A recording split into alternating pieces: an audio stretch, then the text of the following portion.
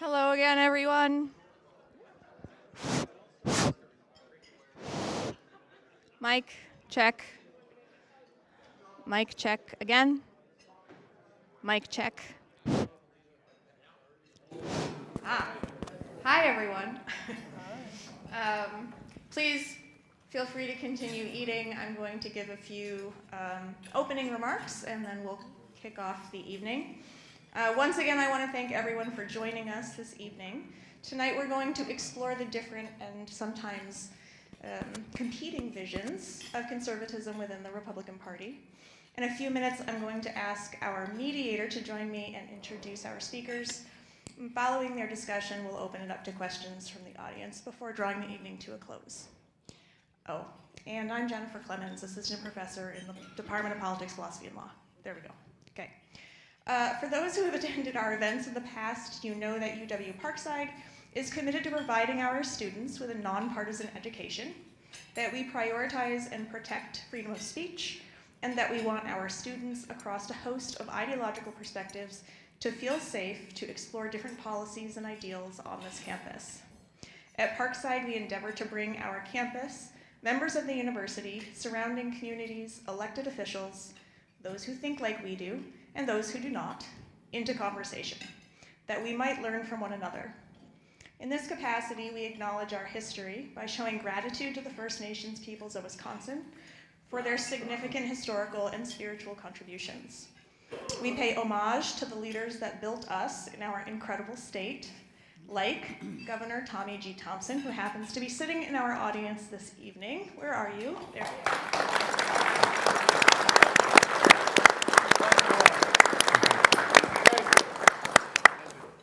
As well as those who carry us forward, like our speakers this evening, and potentially someday our students. Speaking of Governor Thompson, tonight is only possible because we are privileged to work with the organization bearing his name, the Tommy G. Thompson Center for Public Leadership. In his years of service, Governor Thompson worked with colleagues on both sides of the aisle to advance the public good. I think a lost art in many ways. The Thompson Center seeks to carry on that legacy by informing and inspiring current and future public leaders, fostering leadership skills, and promoting effective public leadership here at Parkside and across all UW campuses, allowing us to bring free programming like this to our students and communities. I missed the podium. With that, I would like to introduce Alex Talk, the director of the Tommy Thompson Center, an associate professor in the Department of Political Science at the University of Wisconsin-Madison, and our mediator this evening. Professor Talk completed his doctoral work in political science at Stanford University, where he also received a master's degree in statistics. He received his undergraduate degree in mathematics and political science from the Massachusetts Institute of Technology. Amongst a host of others, his research has been published and featured in major research journals such as the American Political Science Review, Political Analysis, and Public Opinion Quarterly. Dr. Talk, please join me so these poor people can stop listening.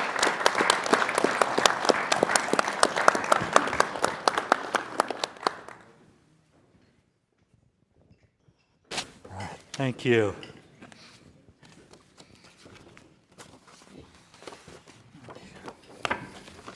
All right, thank you, Jennifer. And thank you all for coming.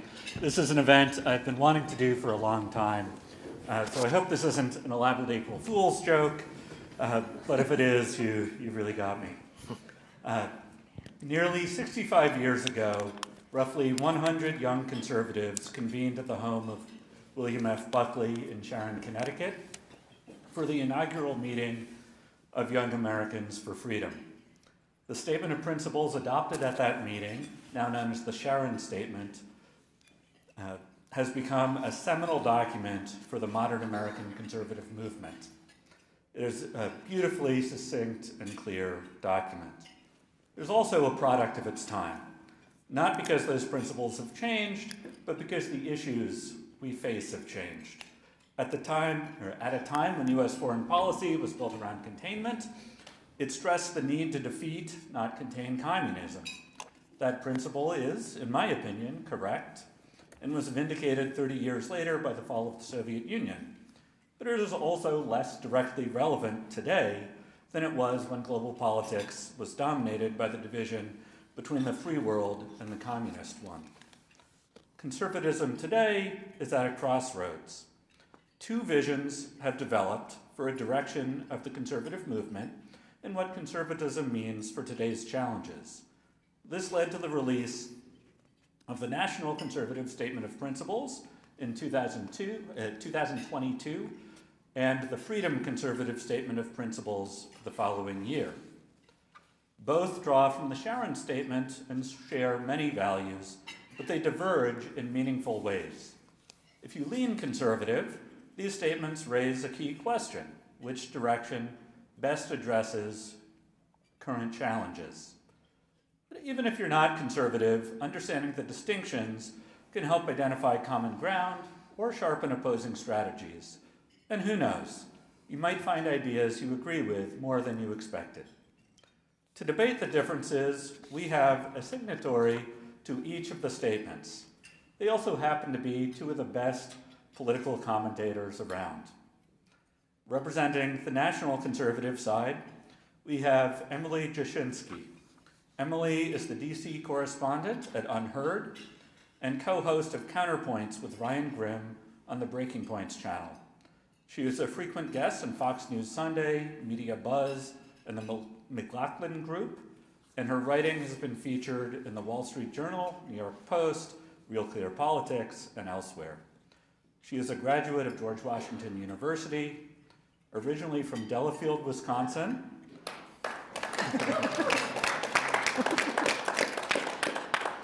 She now resides in Washington, D.C. Representing the Freedom Conservative side, we have Charles C.W. Cook. Charles is a senior editor at National Review and the host of the Charles C.W. Cook podcast. In addition to being a regular guest on the Megyn Kelly Show, Charles has written for the New York Times, Washington Post, and Los Angeles Times, amongst others. He is a graduate of the University of Oxford, and he grew up outside Cambridge, England, before moving to the US in 2011. He became an American citizen in 2018, and now lives in Florida with his wife and children. Welcome, Charles and Emily.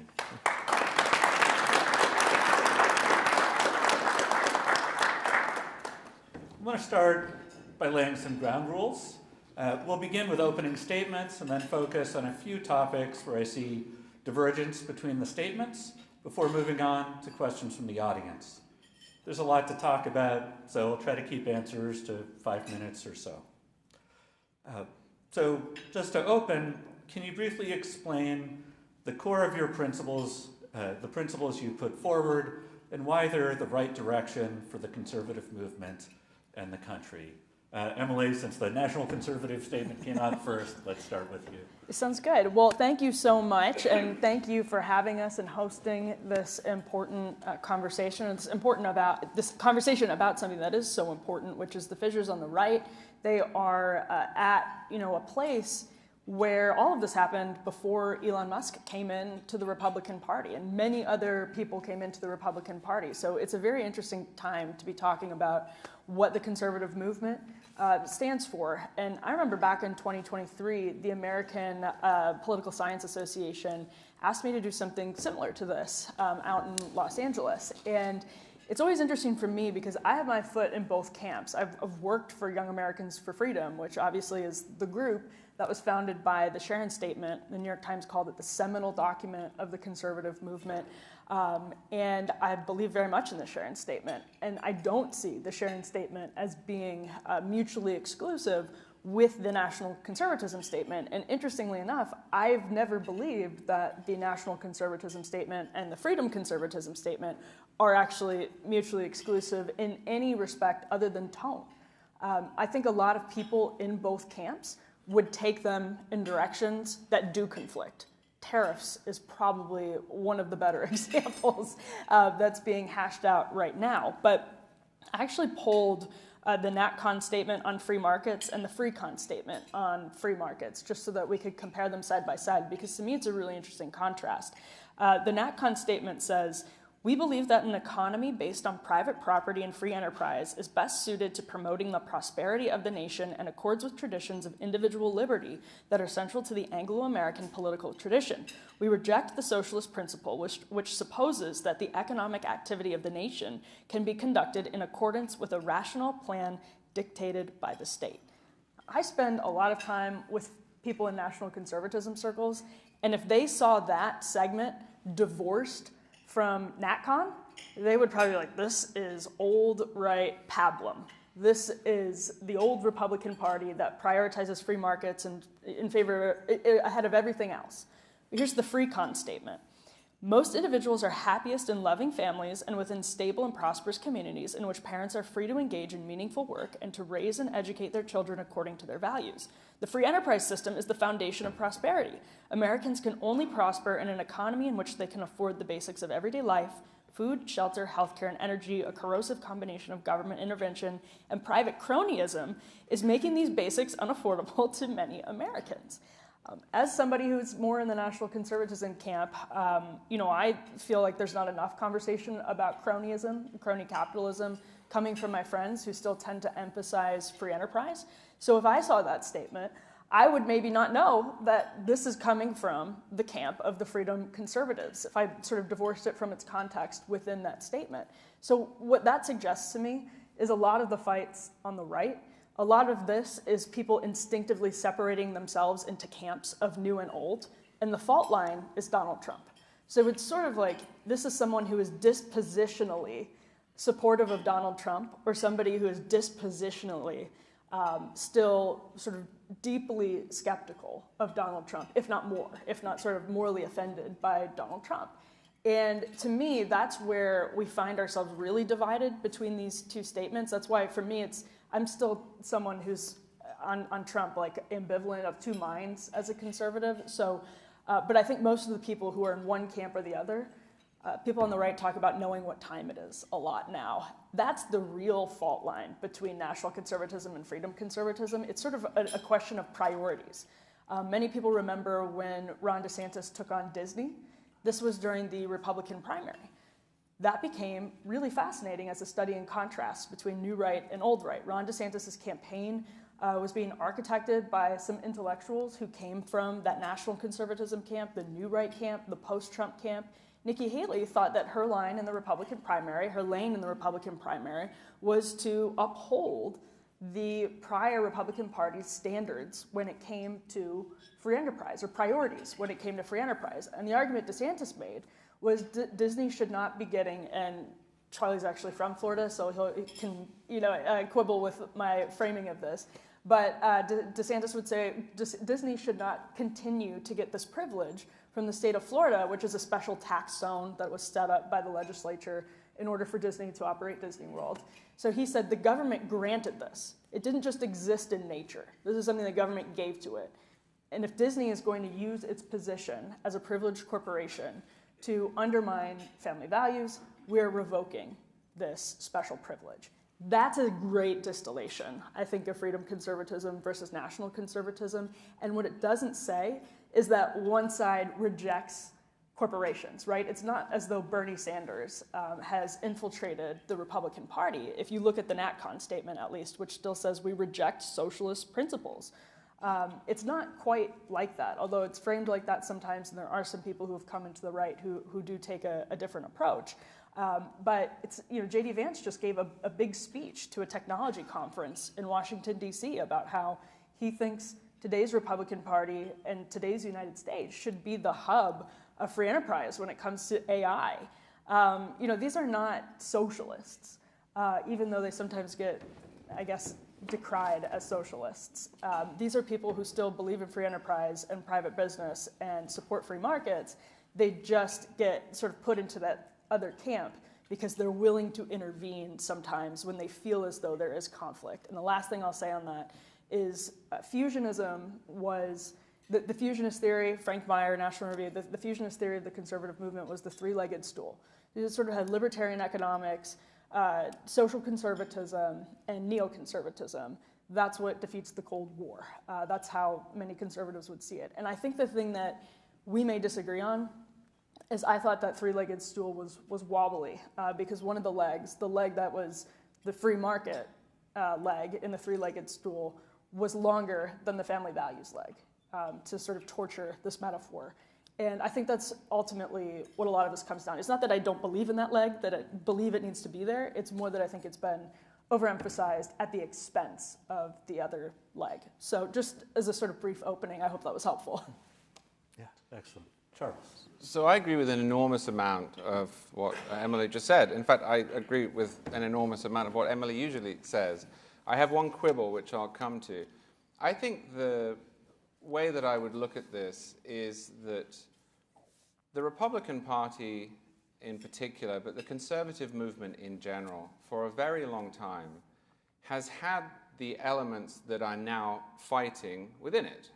Sometimes the way we look at Trump is as if he came into the Republican Party and was new and brought in new ideas or revolutionized Republicans. That's not really true.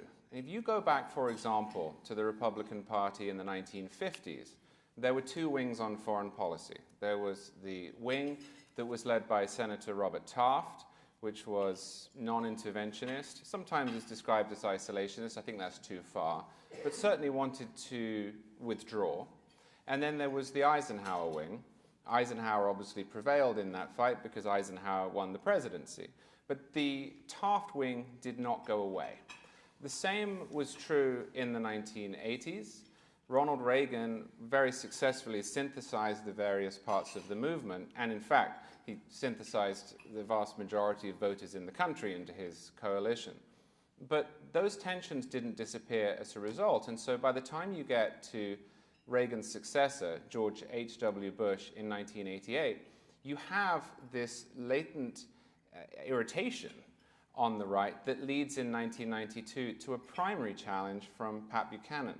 We haven't seen this for 30 years, but it used to be more common within parties that the incumbent president, the sitting president, would be primaried. Now, the reason this has gone away is it's usually fatal. I mean, if you look at the primary challenges in the last 70 years, none of them, even threatened primary challenges, led to anything other than the candidate who was being challenged losing.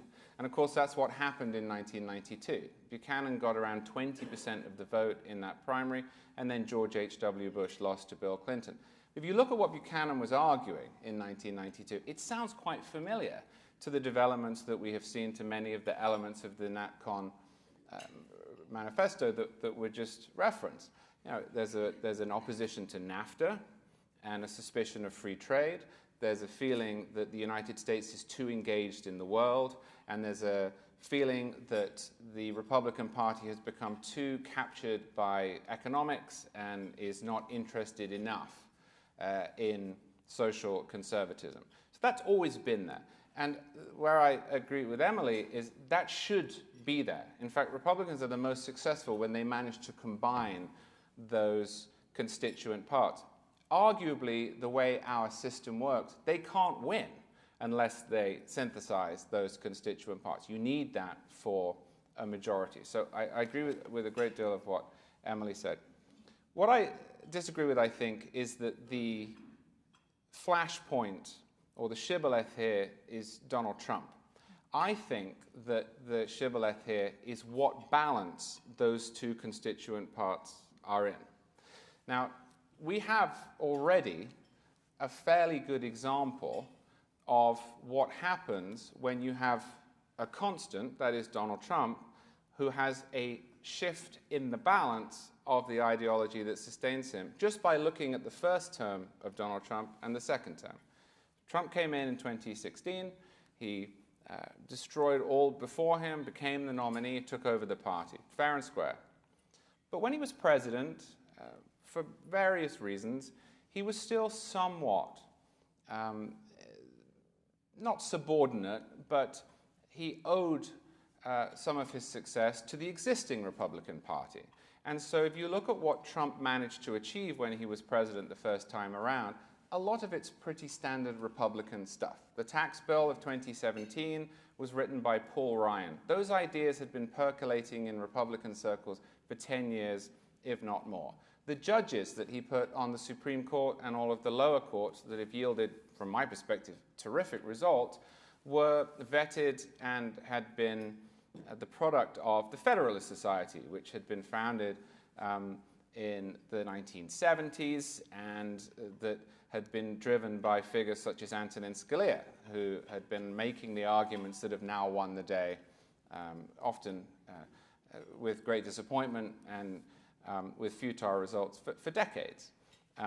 Even Trump's foreign policy, which did shift, and I think his foreign policy in his first term was very good, I should say, but even that foreign policy was informed at his choice by people like John Bolton, who came in at his request. Now, there is one caveat to that, and it's a concession that ought to be made. What Trump did on the right, which was absolutely necessary, is he brought the Republican Party and the conservative movement back into line with where the vast majority of conservatives and Republican voters were on immigration. For a long time, there had been a chasm between Republican voters and where the party was on immigration. This came up in 2006 when George W. Bush tried to shepherd through what was effectively an amnesty bill and yielded enormous pushback. So Trump did shift on that. But his presidency was, I think, very successful the first time around because he combined what I consider to be older truths of conservatism with an energy and a populism that it needs to be electorally successful. If you fast forward to now, I think what we are seeing is what happens when there is too much of that within the coalition. So again, while I agree with Emily a great deal, I think what we're really arguing about here is balance. And I think we're beginning to see an administration that is out of balance. And not just out of balance with what I personally would prefer as an ideology, but actually with most Republican voters. And tariffs is a great example of this. Unlike on immigration, where the party really did need to be kicked into acquiescence with its voting base, tariffs, even on the right, are just not that popular. And the administration is still pushing them, and the stock market is declining, and consumer confidence has dropped, and 70% this morning in a Fox News poll of Americans, and a majority of Republicans said they're worried things are going to get more expensive. So from my perspective, this is a debate or a conversation about balance, not about fundamental principles, because I suspect if you added a progressive into the stage here, Emily and I would sort of hold hands, sing Kumbaya, and attack them very happily. This is an intramural discussion about where those two constituent parts should sit. Yeah, thank you. And I think that's a great introduction to this. And yeah, I expected there would be a lot of agreement, and indeed that the Sharon statement probably resonates with both of you. But I want to focus on where the differences are. And so let's start with something you both referenced, which is tariffs. So what sort of trade policy should the U.S. adopt? And in particular, should the U.S. move in a direction of higher tariffs? Let's start with Charles. Well, I think the big mistake that's being made at the moment is a blunt, blanket approach to tariffs. And this does come from the top. One really good thing that President Trump did in his first term was shift the thinking of both parties on China. That needed to be done.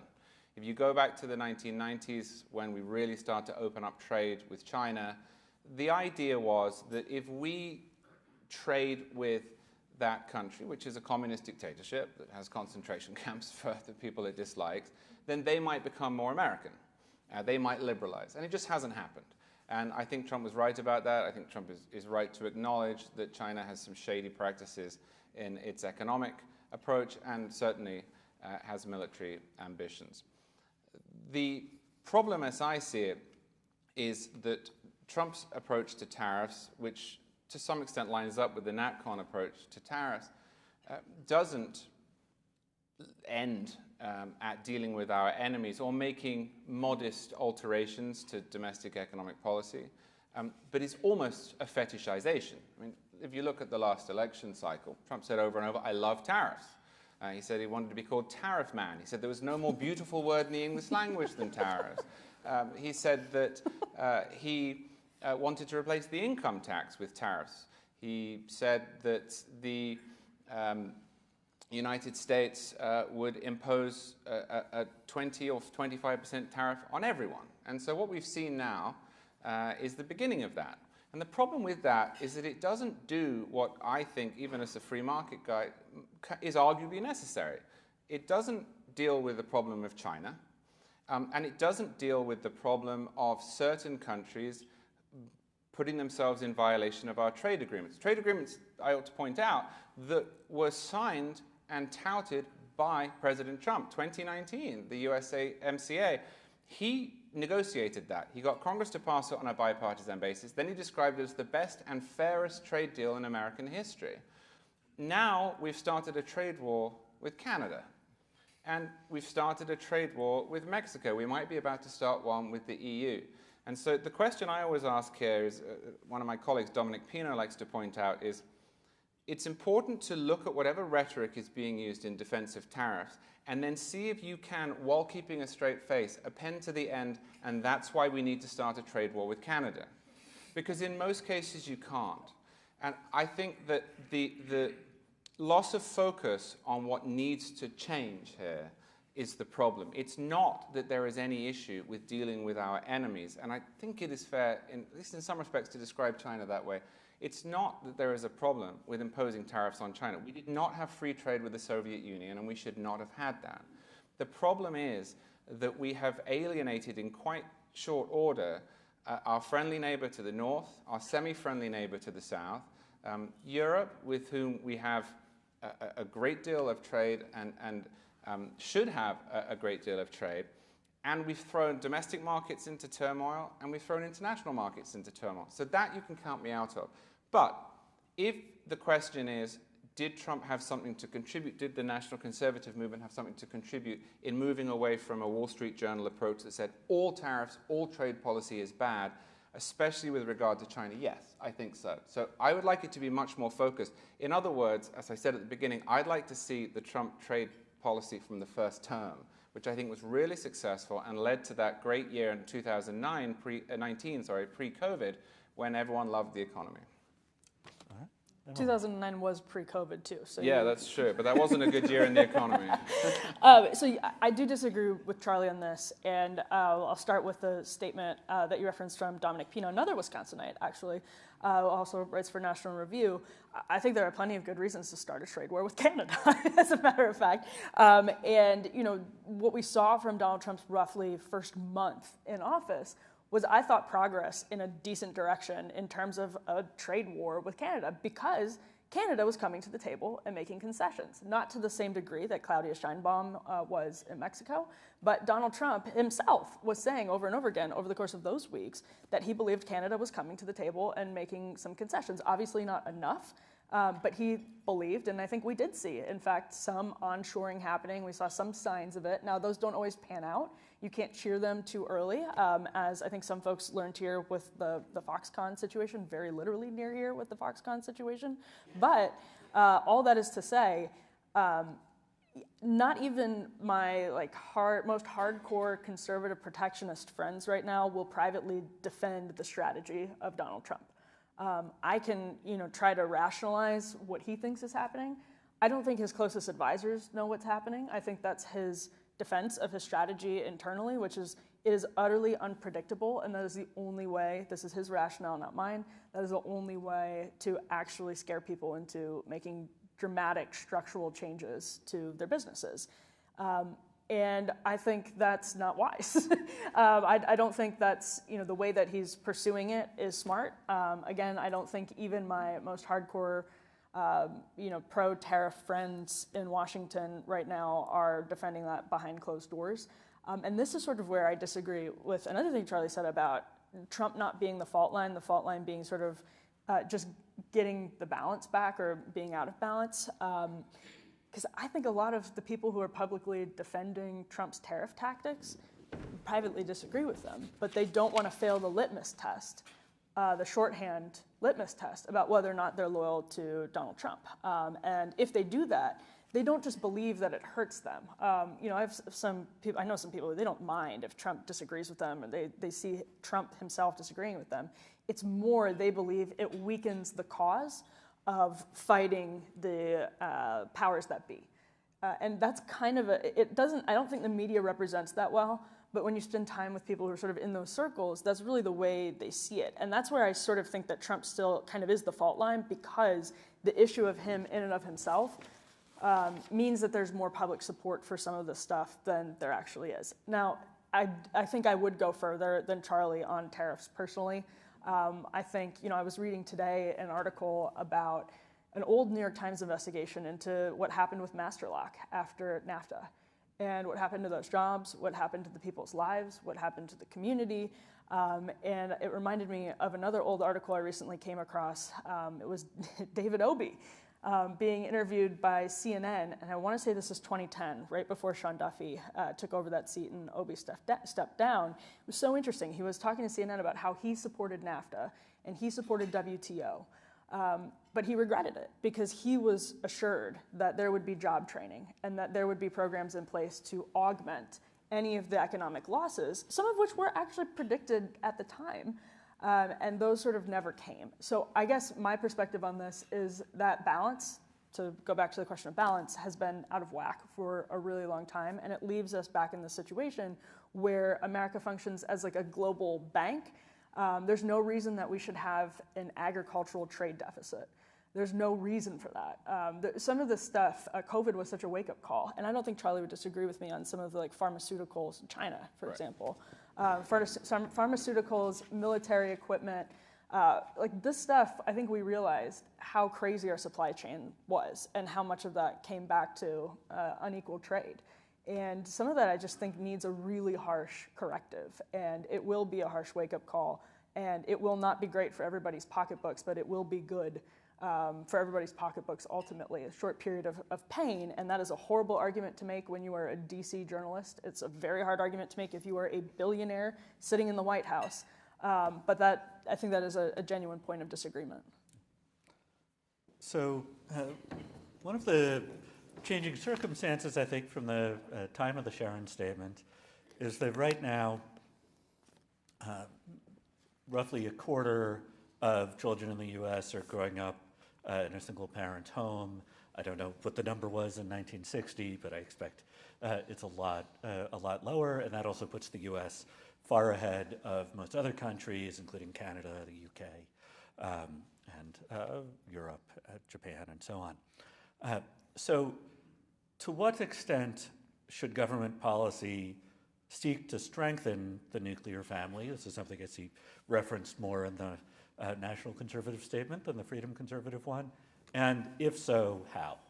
Let's start with Emily. Sure. So national conservatives tend to be big proponents of the child tax credit, and a lot of that comes from national conservatism's proximity, honestly, to think tanks in Hungary that are associated with Viktor Orban, where these child tax credits, they have a very robust form of them, haven't yielded significant results. And I think what's interesting about that is it speaks to how much more powerful the culture is. Hungary is a country, not entirely unlike our own, that struggles with secularization. A lot of countries across civilization right now is struggling with secularization. And so the government can do many things. And I agree that actually if you have a tax break for electric vehicles, I'm not going to get upset about the idea of a tax break for parents, right? And I think that's a disconnect sometimes between old right and new right. It's not that I love creating all of these special tax incentives and carving up the tax code into even a more hold-up piece of Swiss cheese than it already is. But if you have it for that, we can't have it for this. So I don't entirely oppose the idea of child tax credits, but I do think there should be marriage incentives attached to just about every social program that exists. I think there should be way more focus on the family in general, seeing the family as the sort of unit of the communities. So not people as individuals, and this is sort of abstract, right? But it does trickle into the way we write our laws, the way that we see public policy, the way that we see social programs, for example. This is probably a place where we agree on a lot, honestly. But I think there just needs to be a much bigger focus on marriage. There needs to be something dealt with when it comes to the price of university education. When you poll people and ask why they're not getting married, one of the reasons that is frequently given is student debt. I think there needs to be obviously a significant shift. Even Ezra Klein and Derek Thompson are talking about this right now in terms of housing. That is another reason that comes up when you poll people and ask why they're not getting married and having children.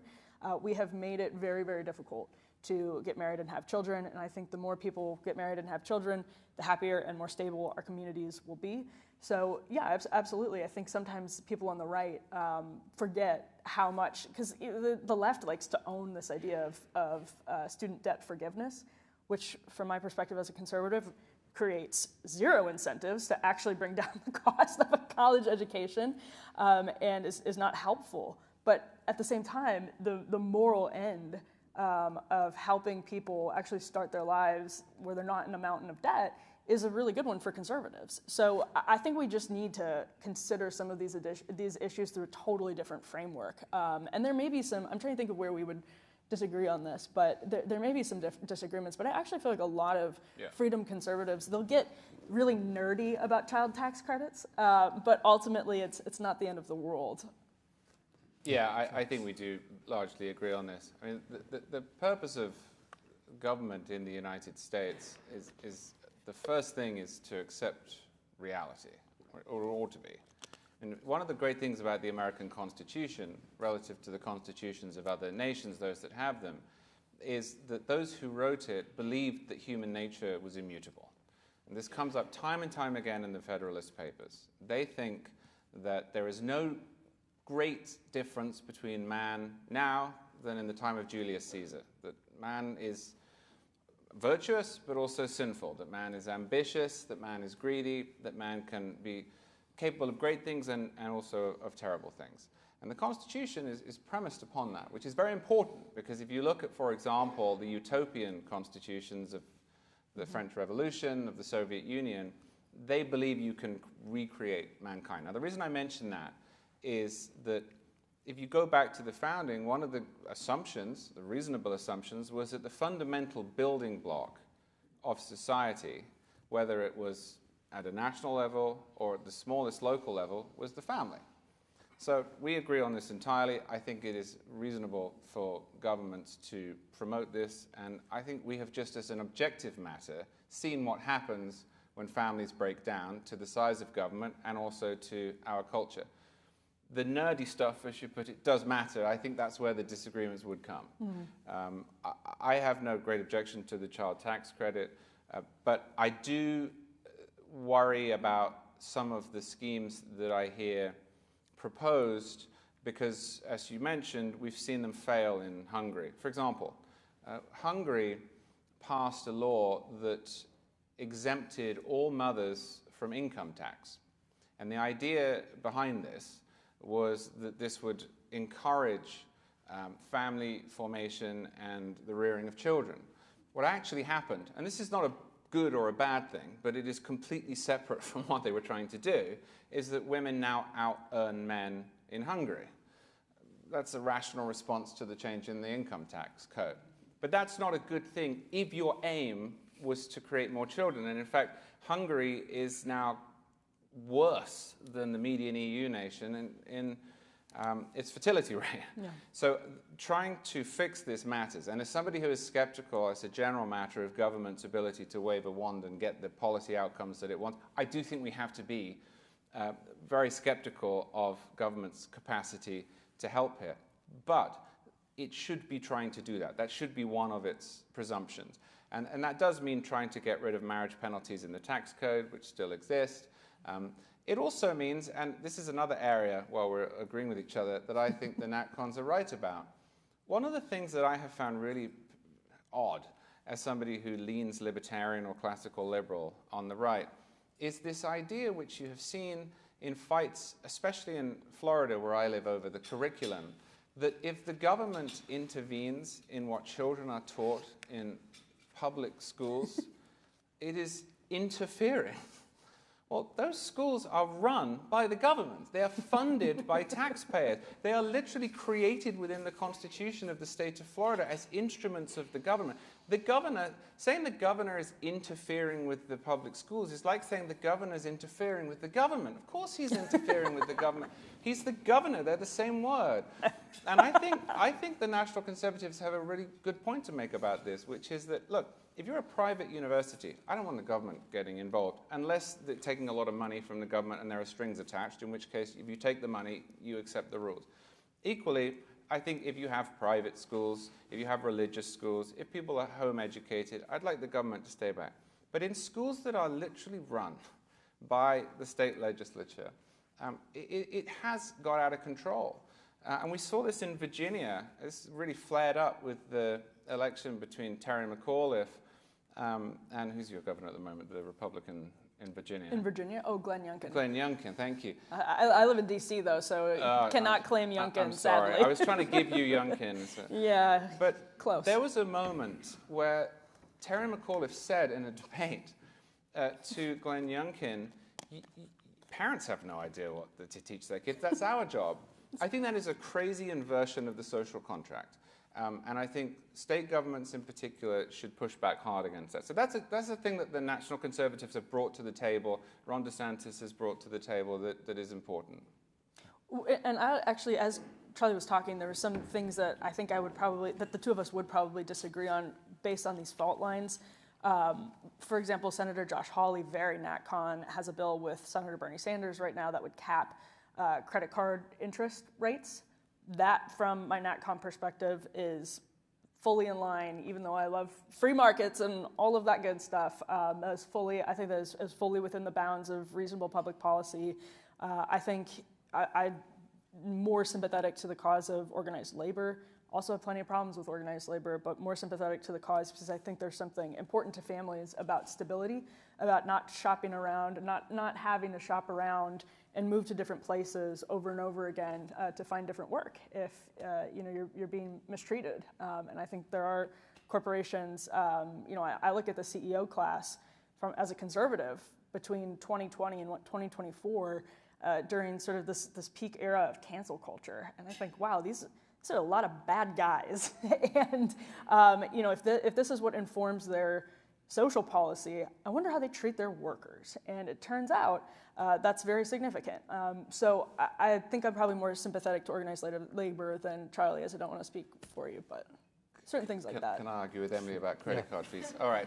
So let's do it. This is one of these things that makes you sound very mean, of course, because you say, no, I don't think there should be a cap on credit card fees. But I have personal experience of this. I moved to America in 2011, just after the financial crash.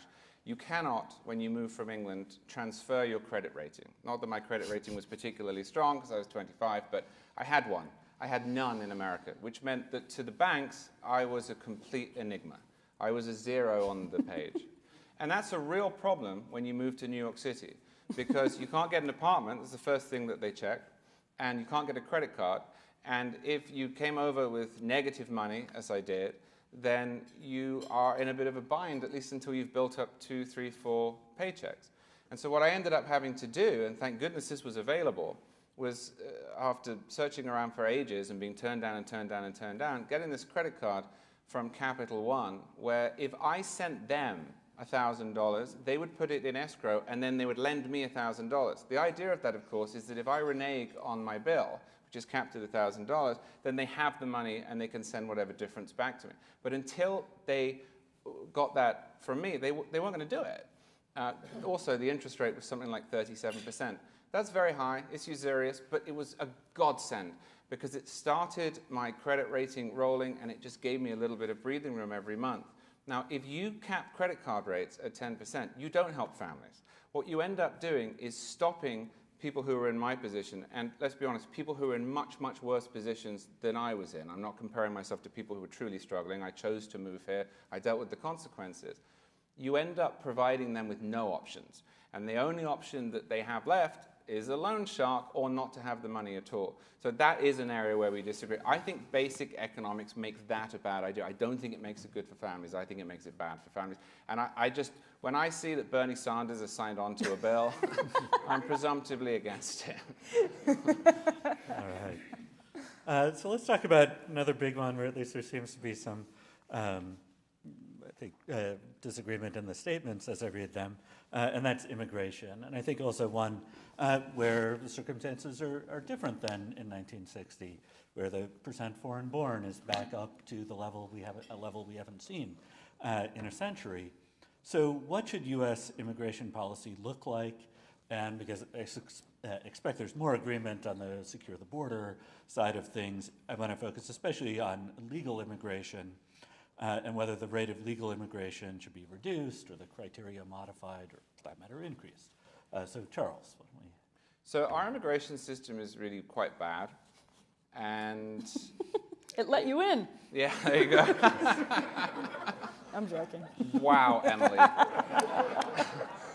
No, it I'm is kidding. quite bad. And the reason for that is that we don't do in America what the vast majority of nations that are broadly like us, Australia, Britain, Canada, do, which is have a system that mostly lets in the people that we decide that we want and also adds some people on top of that.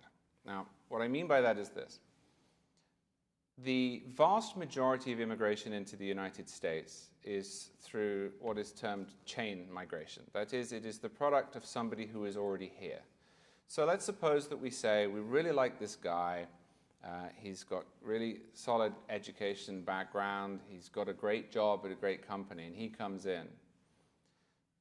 He can then bring in not just a wife, which I think is sensible, and not just his children, which I think is imperative, but cousins, uncles.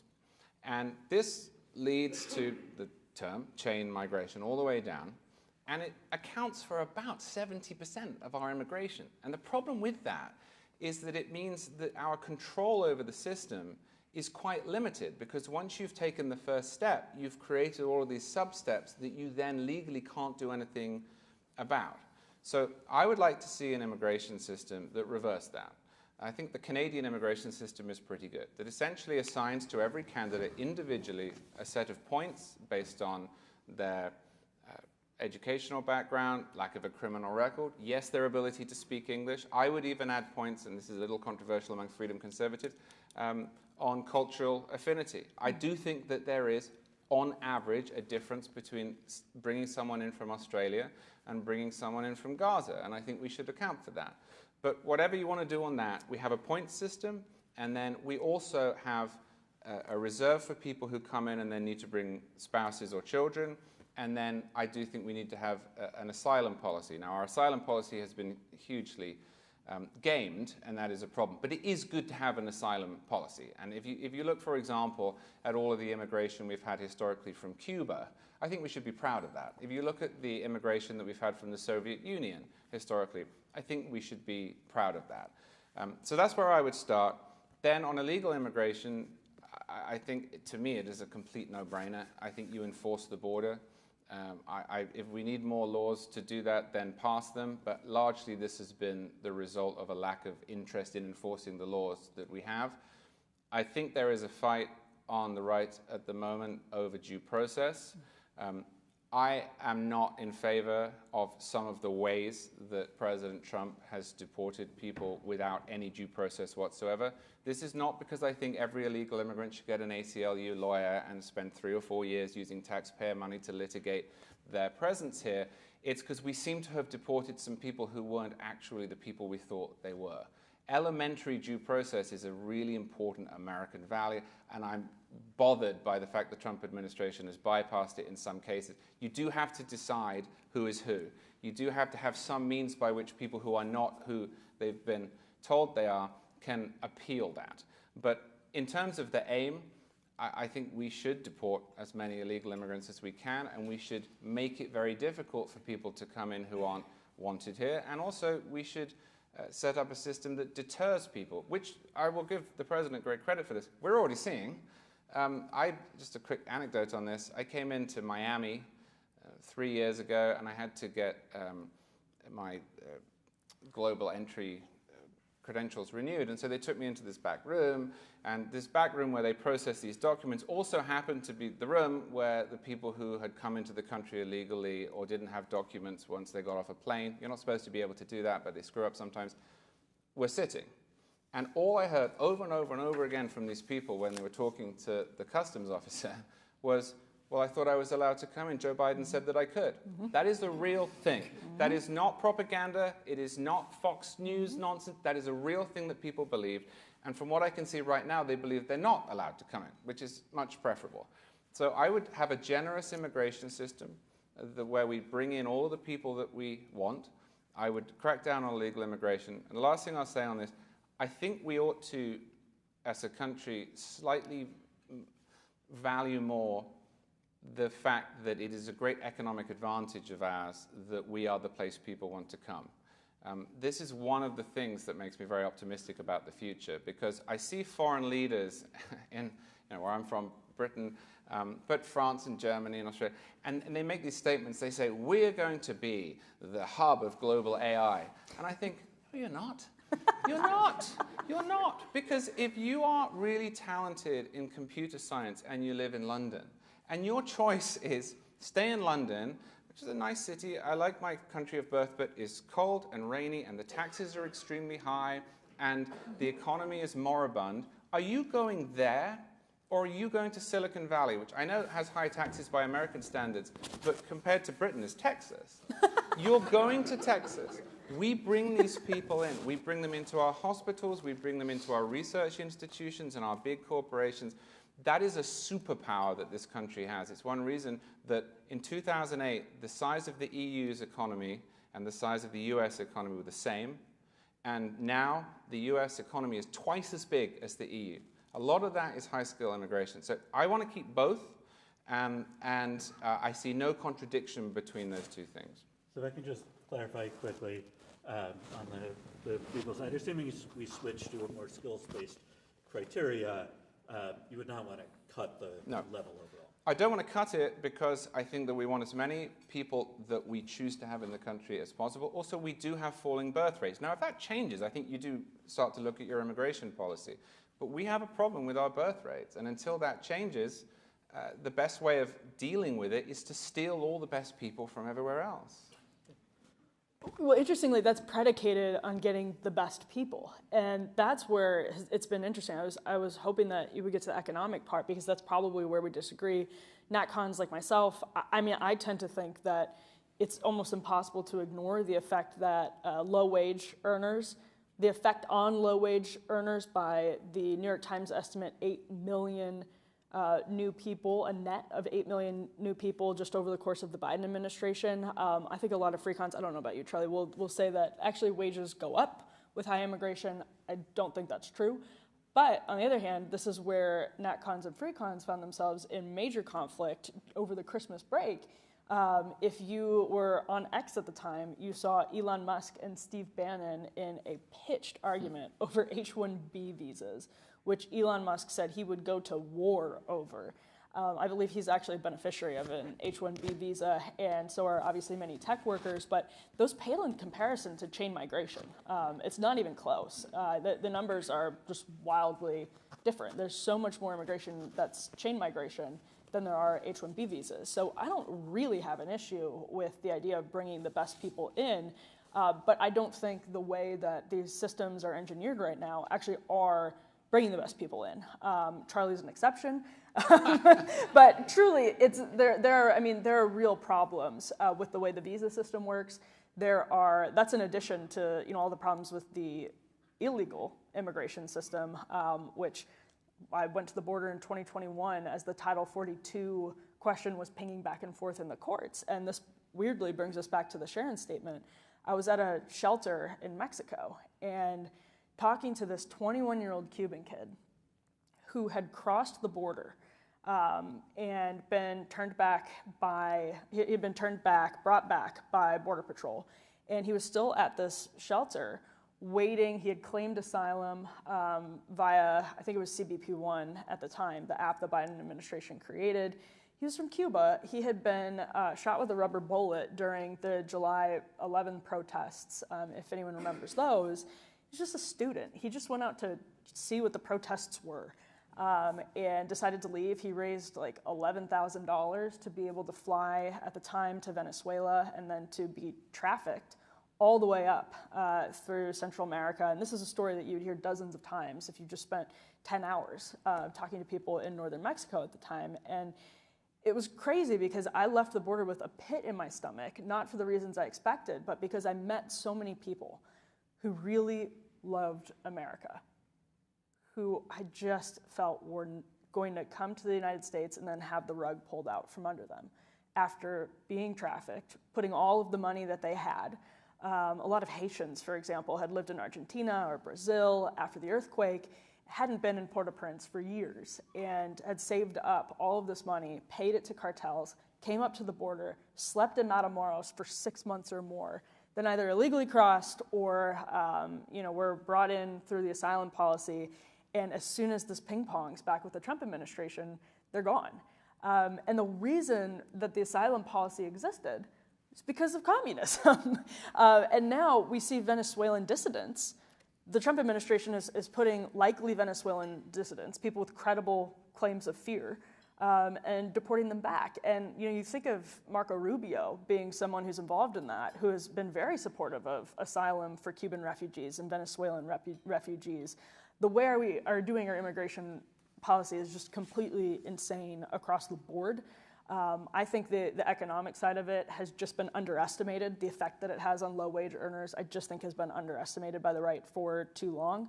I think the asylum policy being abused by people on the left because they didn't want to transgress the boundaries of political correctness, right? So as soon as Donald Trump tried to create incentives against illegal immigration, the, quote, kids in cages narrative sprung up in the media, which was similar to what the Obama administration had been doing in 2014. Not exactly the same, but it was similar.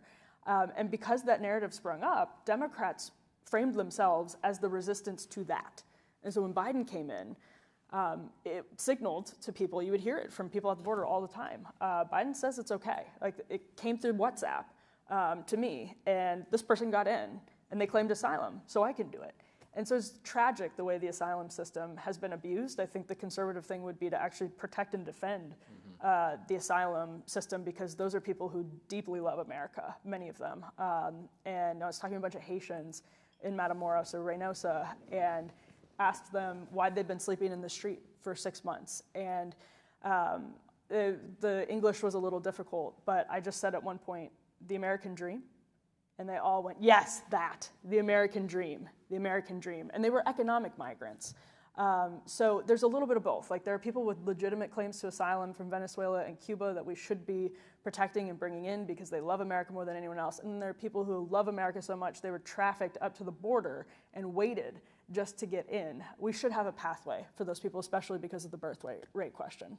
So if I could clarify the same thing I did with Charles, assuming the criteria were changed and other issues were fixed, would you still want to reduce the overall level of immigration? So I would reduce the visas. I would, unless there's some brilliant device, like policy device, to correct visa abuse that we've seen where Silicon Valley brings in like mid-wage earners and I think keeps them in a predatory arrangement. And those are people whose jobs could be taken by Americans. It might take 5 years to get us back to a place where Americans are trained and prepared to go into those jobs. I think it would, but I would probably reduce the visas that we give out and reduce chain migration, and maybe expand asylum from where it was before it was, abused. But I think visas is probably where we may disagree. Right. So one of the other differences I see between the statements is on religion. I think the National Conservative statement, puts more emphasis on religion. The Sharon statement had a reference to God, but spent less time on it. The Freedom Conservative statement, as I read it, doesn't reference it at all. So what role should religion play in public life and especially public policy? Emily? Yeah, this is one of the things that was actually a sort of controversy on the right when the FreeCon statement came out. Because I was trying to get myself back into the mindset of why people were upset about the FreeCon statement when it came out. Because, it's sort of anodyne when you go back and read it. And I think the same thing is true of the NatCon statement. And that was a criticism, is it totally leaves out this question of the religious heritage of the civilization or the society. And I think that is a huge mistake. I think it is one that was likely intentional. I think it's telling that it was intentionally left out. I don't know that, it wouldn't prevent me from signing a statement like that. I just think it's an unfortunate signal, once again, where there are people who dispositionally want to be affiliated with the kind of anti-Trump cause, and the policy umbrella that falls under that, who didn't really want to be affiliated with saying we believe that America. I think the NatCon term is like Anglo-American. I would say Judeo-Christian. I think people don't want to sort of signal that because it feels like Christian nationalism, and so I think it was probably left out for more PR reasons than substantive ones, and I think that actually gets to what the difference between NatCon and FreeCon is, that FreeCon thinks MAGA is not just sort of an offense to the original conservative movement, but that it is also horrible PR for the Republican Party and the conservative movement going forward, whereas NatCons tend to think that actually the old Republican Party was doing terrible PR for the Republican Party for itself, and MAGA is more in line with the average American voter and will help the Republican Party win votes. So I think that's actually, I don't know if we disagree on that, No. but that's sort of my suspicion of what happened. Yeah, we don't. I mean, I have no problem with the term Anglo-American. I suppose I couldn't, could I? I also have no problem with Judeo-Christian. I think there was an omission. If you look at National Review's original statements, for example, they refer to this quite freely. Where this does become a disagreement is not in the statements, because I agree with you. I thought that was a mistake. Where this can become a disagreement is there is a portion of the NatCon worldview that is upset by the notion that America is an idea rather than a place. Now, my view is it's both. I think it is an idea that anyone can ascribe to. I also think it's a place that has a contingent history and that is shaped by that history. I mean, you don't need me to tell you this as a foreigner. One of the most amazing things when you drive around is the place names, which reflect this amazing pattern of migration.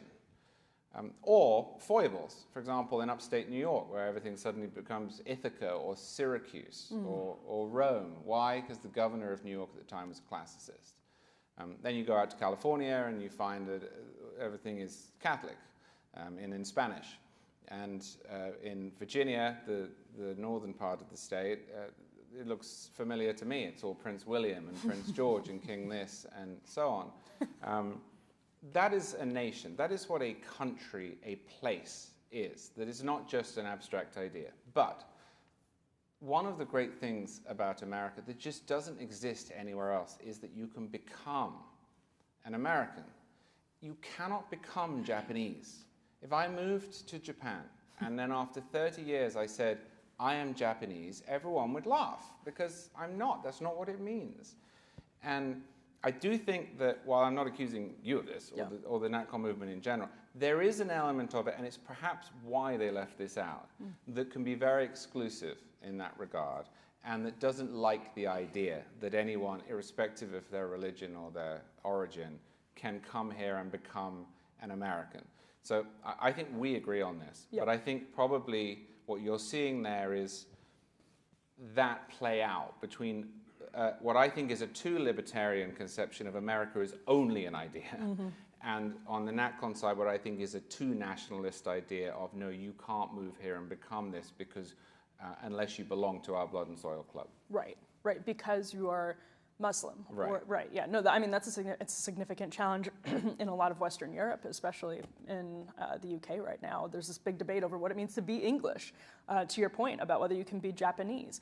Can you be English if you are Muslim? The answer to me is of course yes, but that's a significant point that I think NatCons in the United States would actually, not everyone, but I think sort of on the fringes, would absolutely quibble with that question, 100%. So I want to make sure to leave time for audience questions here. I have a lot more I'd like to ask. I want to, by just asking it's not a short question, but maybe we can leave to a lightning answer to leave time for audience questions. You've referenced this sort of question of whether America is an idea or a place. and the role that plays in this. And I think that goes into foreign policy as well. So should the U.S. be playing an active role in promoting democracy or free markets or so on, or should it be focused in its international engagements on just national sovereignty and avoiding foreign entanglements? Yeah. Lightning round. Well, I don't think that the United States should be promoting democracy abroad if that means invading other countries and trying to turn them into democracies. That was an aberration. That was not the norm within American foreign policy. That was an aberration of the war on terror. Ronald Reagan didn't do that. What I think that America should be doing is having a strong preference toward the free world and using its power to help those within the free world against the non-free world, which is now most potently represented by the Communist Party in China. In terms of free markets, my read on this is that we have forgotten the prerequisites of the free movement of goods and people that has obtained, especially within the Atlantic, for 200 years. We have forgotten why that is, because it's just all we've ever known. In 1805, the British Navy beat the French at the Battle of Trafalgar. 10 years later, the Battle of Waterloo created the Pax Britannica, and the British used that power to build themselves out as a naval force and to create free trade around the world, free movement. Among other things, the British Navy abolished slavery. I think that was a moral and good thing to do. But the main thing that it did was keep the waterways open. In 1945, the British Empire was completely spent after World War II, and we handed that baton to the United States seamlessly.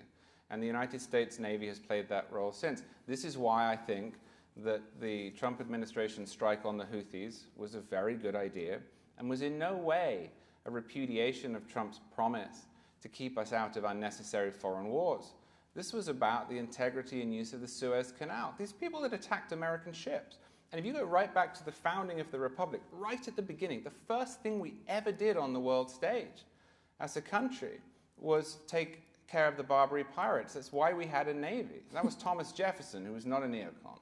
So you've got a paradigm here that is fundamentally important to America, to American interests, that is trade and the movement of goods. And I think American naval supremacy, as well as keeping other nations away, is important.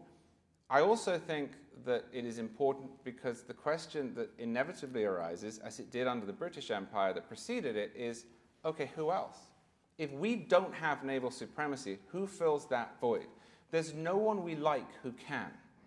The British cannot do it. The Australians cannot do it. The only nation that can realistically do it right now is China. So yeah, I think we should absolutely be doing that. I think we should promote democracy in the way that we did during the Cold War, which is to say we should sustain democracies against authoritarianism. But I don't think we should get into nation building or any of that utopian foreign policy that we adopted for a while, because it ends in disaster and it causes a huge amount of dysfunction at home as well as internationally. Emily. You know, I look at the depletion of the American Navy and blame crony capitalism actually for a lot of that, which is interesting because it's also in the free con statement. I think I said this at the beginning of the conversation, wish that the free cons talked more about crony capitalism instead of actually taking money from defense contractors, not Charlie, obviously, because he's a journalist, but some of these think tanks. And some do it proudly. I mean, they would defend it. But I think that's genuinely been a problem in our foreign policy. I think that actually gets to the depletion of the American Navy. And when J.D. Vance gave his speech in Ukraine, or not in Ukraine, at the Munich Security Conference, that really rattled Europe. Unlike what I've seen in recent years from the Europeans, as much, I would say, as the Zelensky Oval Office meeting, J.D. Vance's Munich speech was very significant in Europe. And one of the things he said was interesting because it gets this question of principles versus execution, which is there's a lot of overlap on the NatCon and FreeCon principles. There's a lot of difference on the question of execution. And I think that's because so much of this comes down to priorities. J.D. Vance was talking about partnerships with American allies like in the UK, where there are significant free speech concerns.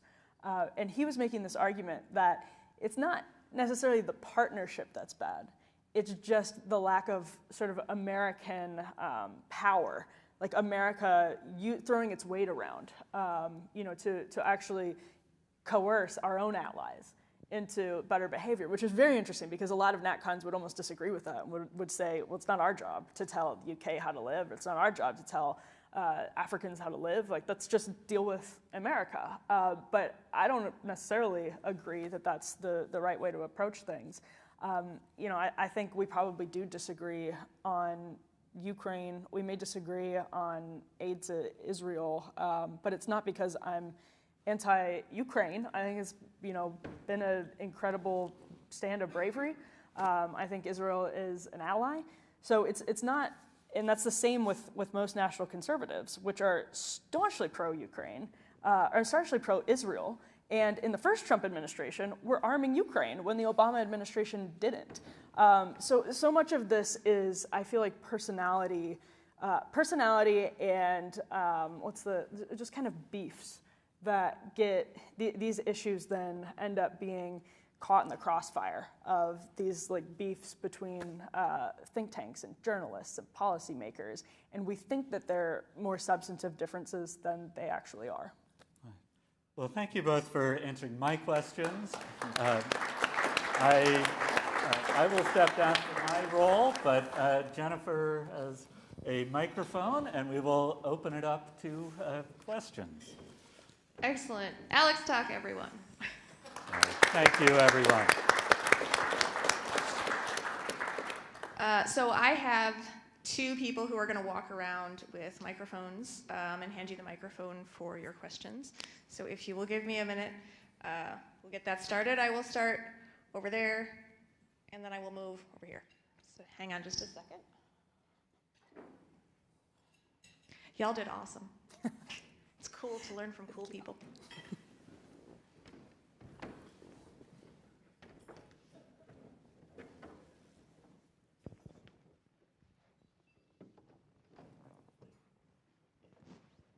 Perhaps you can clarify something about your definition of what public leadership is. It sounded as if you were saying that since the schools in Florida are run by the government, basically, it sounded as if you were saying the chief executive of the state is the government, which implies that the chief executive of the nation is the government. Is that what you mean? Because I was always taught that the government is all of us collectively, the mix of all of our different values, not the values of who's ever in the office at the time. Sure. No. So absolutely not saying that. I mean, I am. For those of you who read me, you'll know I'm a huge legislature guy. I hate executive power. I'm not an executive power guy. The point that I was making was that the schools are going to be run by somebody, and when they are public schools, they're going to be run by the state government. They're also going to be funded by the state government at the point of a bayonet. I don't have a choice as to whether I pay the taxes that fund them or not. And as a result, there's two options. One is that the state legislature passes curriculum. The other, as happens in Florida, in addition to that, is that there are parents on school boards who make these decisions. But that is a government process. And my point was simply that the idea that we should outsource this is not more democratic, it's less democratic. Because what ends up happening is the bureaucracy takes over. It's permanent because it's independent of the legislature or the parents. And you end up with big problems. And there's been a rebellion against that in the country, and I think a legitimate one. The reason I mentioned the governor is because the governor of any state is, of course, allowed to have an opinion on what should be taught in the schools and take that to the legislature. And when governors in Florida and in Virginia and in Texas have done that, some of the arguments have been the governor's interfering with the schools. And I just think that's funny because the governor is the executive within the government and, of course, has an opinion on what he is legally obliged to execute as the person in whom the executive power is vested, and therefore the school's authority is vested.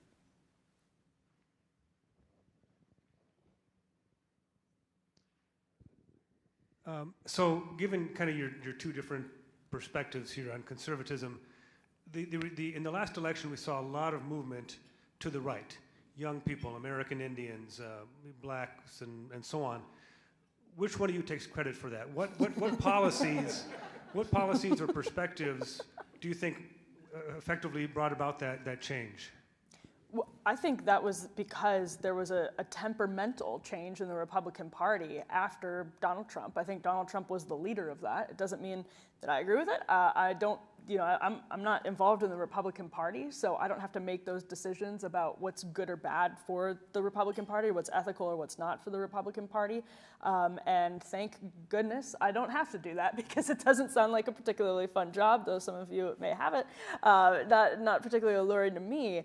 But I think clearly Donald Trump led that, and it was Donald Trump's brand that was much closer to quote-unquote national conservatism. But where I think Charlie could genuinely claim some of this is that Elon Musk is not really a national conservative, and some of that had to have come from the quote-unquote vibe shift that Elon Musk brought to Republicans, because he also brought in people like Joe Rogan and Dana White, who was already friendly with Trump, but there was just this momentum after Elon Musk started to get involved in the race. A lot of that came after Butler, and that very much was people who probably would never read through the national conservatism statement and be like, yes, I will be a signatory of this document. But I think Trump has to be, at the end of the day, the figurehead of that. And to the extent that the difference between NatCon and FreeCon is about, as people in the NatCon camp say, knowing what time it is. When they say that, what they mean is, know what time it is. This isn't the time to be defending Disney's access to free markets. This is the time to be using government power to punish Disney or to push Disney in a better direction. Trump is very much of that ilk, and I think that was more appealing to voters than the FreeCon side. I don't know what you think, Charlie. I think a lot of that's true. I would just say that I think maybe 60% of it is attributable to neither of our ideologies and was actually a thermostatic reaction against the left. Yeah. I don't think that's sustainable, incidentally, so Republicans are going to have to do a job. But I think that there are a couple of things that happen with that. The first one is that progressives succeeded in their march through the institutions. In the Port Huron Statement of 1962, progressives say in this document, you can go read it, they met and agreed, we are going to take over the universities and the media. And they say why they're going to do it, and then they did it. And I think younger people rebelled against it. I think they grew up within this culture and they felt it was stultifying, and they wanted somebody who would push back against it. That's part of it. And then the second part of it is specific to men, which is that and I don't think this is true of most registered Democrats, but I think activists within the Democratic Party started to sound very hostile toward young men. My friend Mary Catherine Ham asks this question whenever she makes a speech of the audience, and she says, think about the left, and now think about the word masculinity. What is the one word that is most likely to be associated with that word? Toxic. Right. And I think that this is why you saw such a big shift among younger men of all races, because they just felt that they weren't being represented in the party, and they felt they were being represented on the right. Now, again, that could change. So I don't disagree with your take. I just think maybe that's 40% of it. It's important. But I think this was mostly a reaction against the left rather than an adoption of conservative ideas. And the thing is, that's not a bad thing. I mean, if you go back to, say, the election of Margaret Thatcher in England in 1979, she was not elected because the British public suddenly thought, great, we agree with Margaret Thatcher on everything. They were just tired of economic stagnation, of union overreach, of famously the trash piling up in the streets, rolling blackouts, it taking 3 months to get a telephone from the one unionized government monopoly telephone company. They said enough. Now, by 1983, and certainly by 1987, the country had shifted. The same happened with Reagan in 80. Reagan was largely elected in 80 to get rid of Jimmy Carter. People were still somewhat suspicious of Reagan. By 84, he had changed the center of gravity. If Trump plays his cards right, if Republicans get it right, they could lead to a change. But I, at the moment, think what happened was people just looked at the alternative and they went, I just don't want that. And that's good because it means you win, but it doesn't really mean you've changed hearts and minds. And where we may disagree is that I just don't know that you get that significant of a swing, especially from low propensity voters, actually in places like this, if you don't have the singularity of Donald Trump Yes, and that's what fair. he stands for. Yeah, that's fair.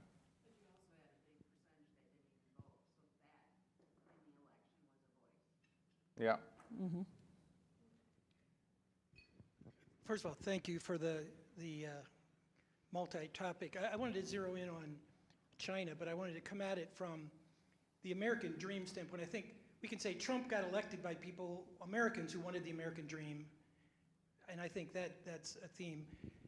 Looking at China, and looking at the Soviet Union that broke up, I mean, can we have patience with China? There's not just one China. There's many levels of China, and I've done business with China. There's a middle class that's as big as the American middle class within China, who want the American dream in a sense. And if we have patience with China in our military and economic policy, is, in your opinion, economics, is that likely to ultimately prevail? The China of the future, I think we can all agree, won't be like the China of now. So why not patience? And I think Reagan was just good timing. The Soviet Union broke up when Reagan was president, as much as him causing it. So, what do you expect for China over the long term if we're patient? Sorry for the long question. Well, I don't think we have a choice but to be patient, but I do think that it matters that we shift the policies that we have while being patient. I mean, there are a few examples of this. I think that we should try to dissuade China from invading Taiwan. I think that we should fight back against Chinese industrial espionage, which is probably the greatest theft of commercial property in the history of the world. I think that we should impose tariffs on China when they try to use their economic position to make it more difficult for us to produce things we need. Not toys for children, I don't care about that, but as was the case during COVID, certain provisions we would need in a pandemic, certain supplies we would need to maintain our military industrial base. Of course we should be patient. In terms of the distinction between the Chinese people and the Chinese Communist Party, I couldn't agree more. The problem is the Chinese Communist Party is in control, and that middle class in China exists, and many of them don't like the Chinese Communist Party, but that doesn't matter because there's no serious feedback mechanism. And so we should be patient, yes, but we should pass a whole manner of laws, more laws than we have, I think, to try to deal with the attitude of the Chinese Communist Party, which is deleterious to American interests in the long run. I'm an intellectual property attorney. You make an interesting point. There's more theft of intellectual property within China. I mean, what's happening is, companies Right. in China are taking it from other countries in China. China has the biggest patent office now in the world. So it's a fascinating thing to observe. But to your point, we need to react in the present so we're not harmed. Right. Well, and I think China's ambitions are very salient in that question as well. And Xi Jinping, I mean, you have to be careful with translations and all of that, but he's made fairly clear that the plan of the Chinese Communist Party is to undermine the American dominance, to undermine American hegemony. And it's very attractive to a lot of the BRICS countries that see themselves as victims of American hegemony, but that is a real threat to us, and it means that China's increasing power is a real threat to us because they've told us. There was a question over here. I got one over here. Thank you both for being here tonight. It's very interesting. Two simple questions. One, what do you think the timeline is on the balance of trade being settled with the tariffs? And the second one is, how much land will Ukraine have to give up for Putin to say, okay, the war is over? Some of the biggest questions in the world right now. So on tariffs, again, I think Donald Trump is the only person who knows the answer to that question. My suspicion is that, we're still, it feels like it's been a year, but we're still about 50 days into the first 100 days. So my suspicion is that this will continue for a little bit longer. He's got a big tariff announcement at 4 p.m. at the White House tomorrow for what he's calling Liberation Day, which I think will be severe. But I think they will, over time, be winnowed into something that's more targeted. And on the Ukraine question, What Putin wants is actually, I think, very hard to know right now. I think there's some people who think they know what Putin wants, but I do think there will have to be territorial concessions. I think Zelensky knows that. I think that's why they were so set on taking Kursk, so that they could trade it for as much Ukrainian land as possible when there were ultimately peace negotiations. But it is a hugely significant question. I mean, I don't think Ukraine is getting Crimea back, for example. So it'll be significant. I just want to start the answer to the trade question by pointing out how insane it is that we're all waiting on the word of one person to determine American trade policy. If you read the Constitution, yes, it gives the power to tax and impose tariffs to Congress. This is the equivalent of Congress over the years, which it has done with trade, to having passed a law that said the president gets to decide the tax rate. And then every year we sit there saying, well, I hope it's good. I mean, this is crazy that we have arrived at this point. It's not Trump's fault. He didn't do this. Congress did this starting in the 1930s. Until 1930, every single trade bill that was passed specified the tariffs and the rate. And then over time, it said the president shall, the secretary shall, the board of trade shall. And we've arrived at this point now where we're all sitting around wondering what America's trade policy will be tomorrow without a debate in Congress to go along with it. That is bad. But I also think that it is likely to lead to Trump backing off on this because it's not popular. If you were to do this properly, and I would oppose it because I don't like tariffs, but if you were to do this properly in a sustainable way, you would have a debate in Congress that lasted months, and then you would add maybe 2% tariffs over a period of time, ramping up every 2 weeks, every 4 weeks, with a set of defined aims, what you want.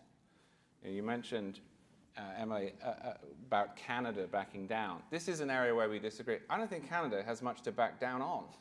Canada is not a problem relative to the United States, relative to the rest of the world. But if there are specific things we're upset with Canada about, we should lay them out ahead of time. We shouldn't throw out the tariffs, then get something that may or may not have anything to do with it, and then say, well, I guess we got what we wanted there after the fact. So I think that because this crazy approach is the one that's been taken, I think that the unpopularity of what is happening, the uncertainty of what is happening, is going to lead to Trump to back down. And maybe at that point he should go to Congress and say, hey, could we have a tariff regime? I don't think he'll get it, but it would be preferable.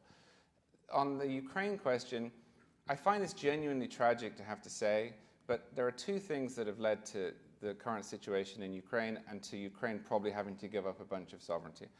One of them is just that this war has become a war of attrition. It has, right from the beginning, been unwinnable for either side. It is a meat grinder. It is a disgrace. It is the fault of Vladimir Putin, because it wouldn't have been a war if he hadn't invaded. But that has happened. That is a fact. And I don't like the president's approach to this, and I think he has been too solicitous of Putin. That might be changing. News reports from the last couple of days, forgive my language, this is a direct quote, that Trump is pissed with Putin, which is a nice development. So maybe we will start to see some pressure applied to him as well as Zelensky. But the answer to your question, I think, is quite a lot. I wish it weren't the case, but when you have both an unwinnable war in the ground and an American approach that is indifferent at best, then there is no way of avoiding it. So it was mentioned earlier that the recent victory of Donald Trump might have been more to do with the reaction to the left than any particular proposal he brought to the table or the Republican Party. But if you had to look for where the ball was headed and maybe project forward what the response from the left would be, what the new Hydra head that arises will inevitably look like, how would you describe it? Maybe which side of this discussion is more favorable to win, or is there a period or an issue where you can maybe find some common ground in order to win that inevitable future battle? I think NatCons are about to, and when I say NatCons, that's sort of like, people would say this is like the intellectual well from which MAGA now springs, or like a Ron DeSantis, like they're taking a lot of plans from the NatCon side. But what I mean by that is people who are sort of in MAGA world are probably about to overplay their hands. I think they believe the Trump agenda is more popular than it is because of what Charlie said, which is that some of this was pure cultural backlash, and people found in Donald Trump almost a catharsis with their vote. Not everybody, but there was a portion of the electorate that is significant and that can swing because they look at both options and they're fairly independent and they choose the lesser of two evils. Many of you may experience that when you're at the polls.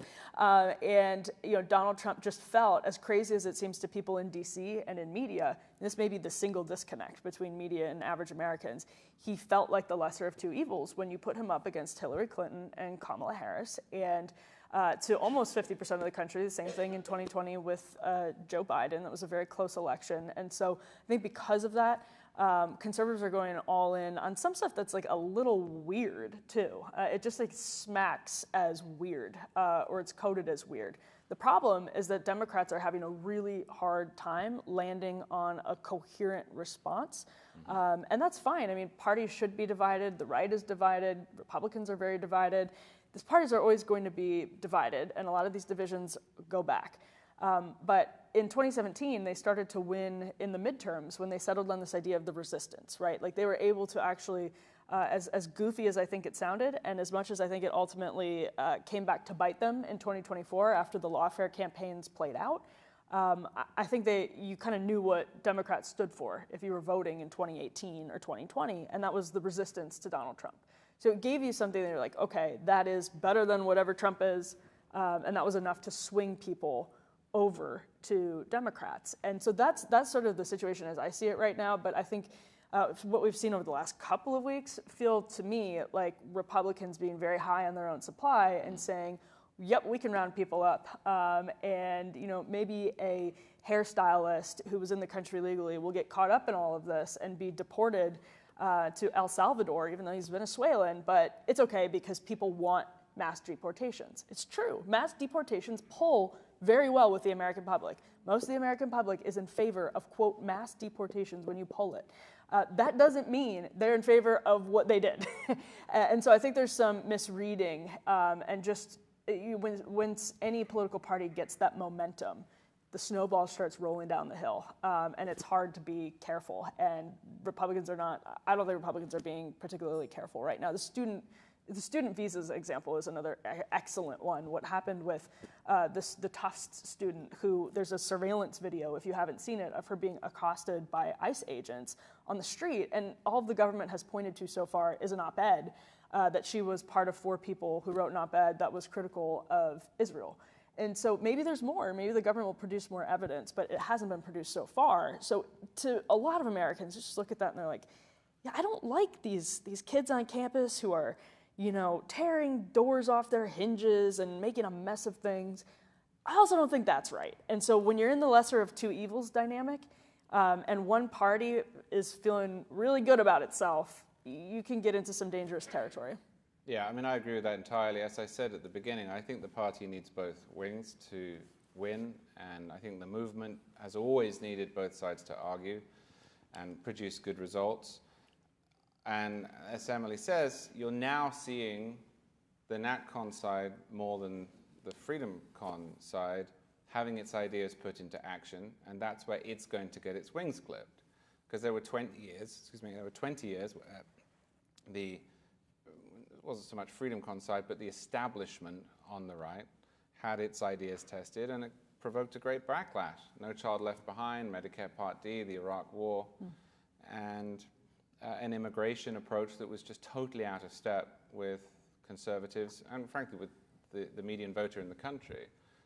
Now you've got NatCons doing things. Some of them are going to be unpopular, and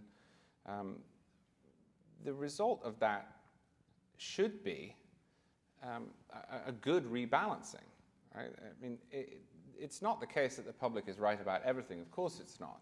But we do live in a democracy. And you win when you align yourself with the majority. So I think Emily's exactly right. I think that's what we're seeing at the moment. And hopefully those issues can be fixed before there's an electoral disaster.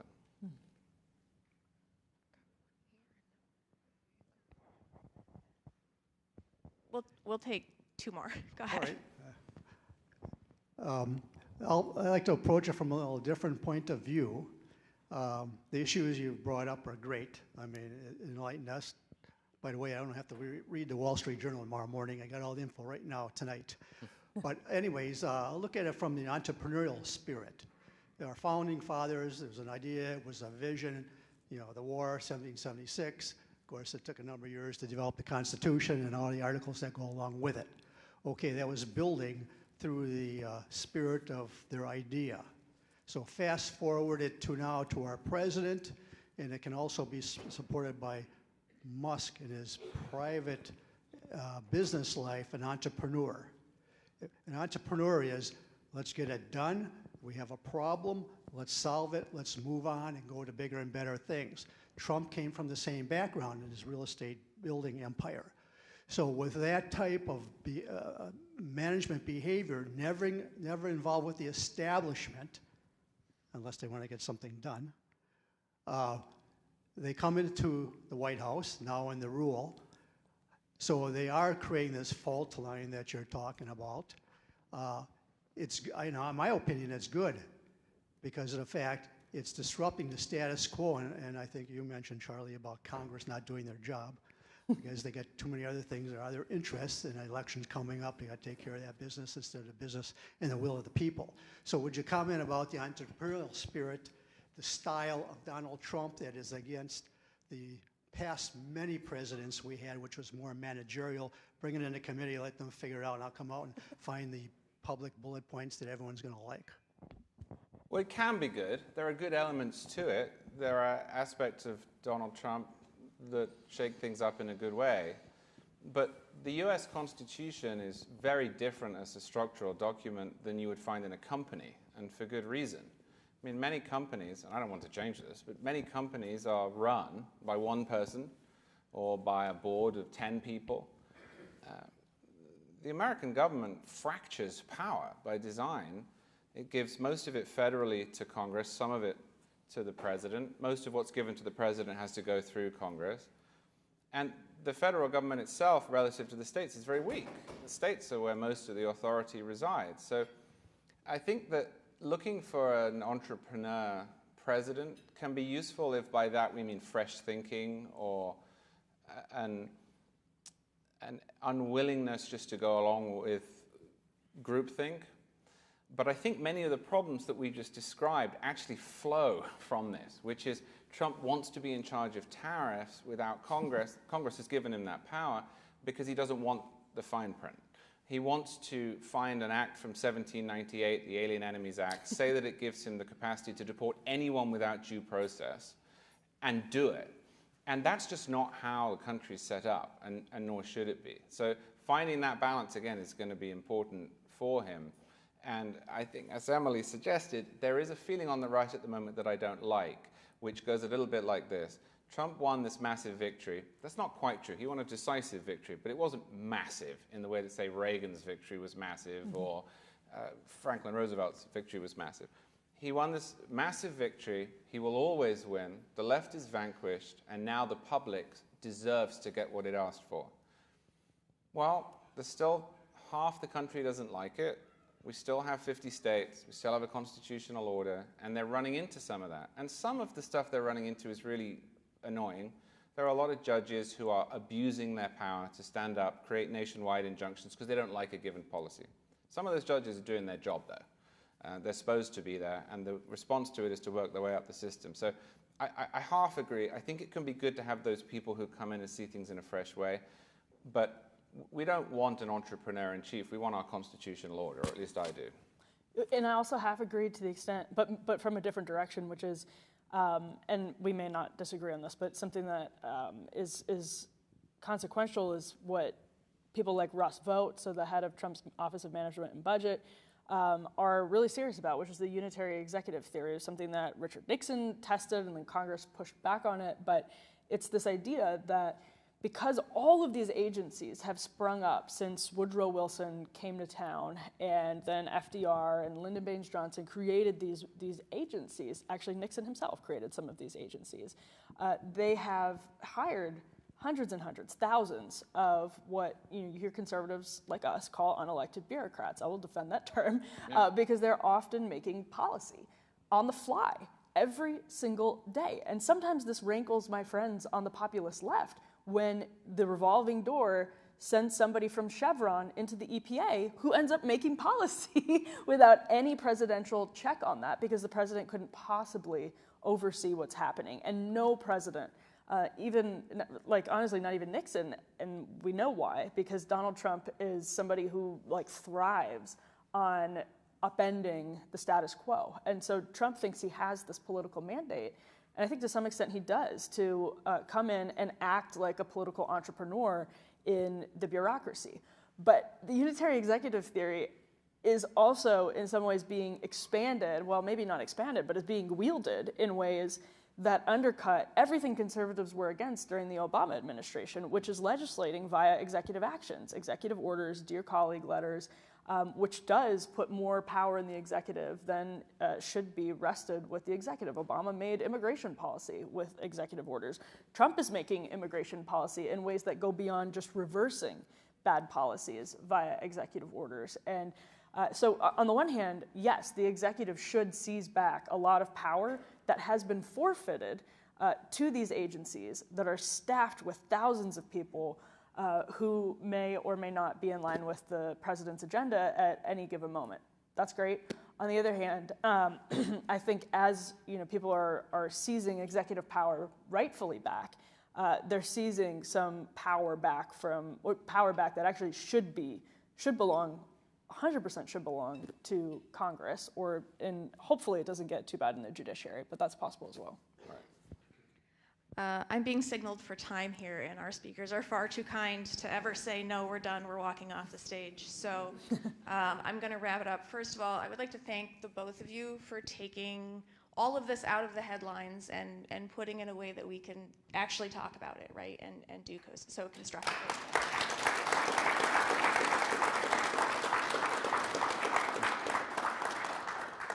Can you come to my class on Thursday? I'd also like to take a minute, again, to thank the Tommy Thompson Center for their sponsorship. But I do need to call out the fact that the boots on the ground here are the people from the College of Social Science and Professional Studies. My dean is Dr. Saif Tanah. He is an enthusiastic supporter of this type of thing. The people that are really doing the lion's share of work are Gia Gutierrez back there. Wave, I know you're going to hate me for this.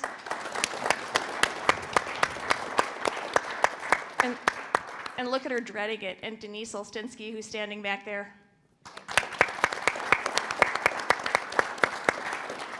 They do an unreal amount of work for this, even though I'm the puppet up here. I also want to thank our administration, Chancellor Akey, who takes time out of her schedule to come be here and really models this kind of dialogue in the university, and I know supports this effort overall in her vision for where we're going. So thank you. Thank you all for coming. Thank you to the speakers. I appreciate you.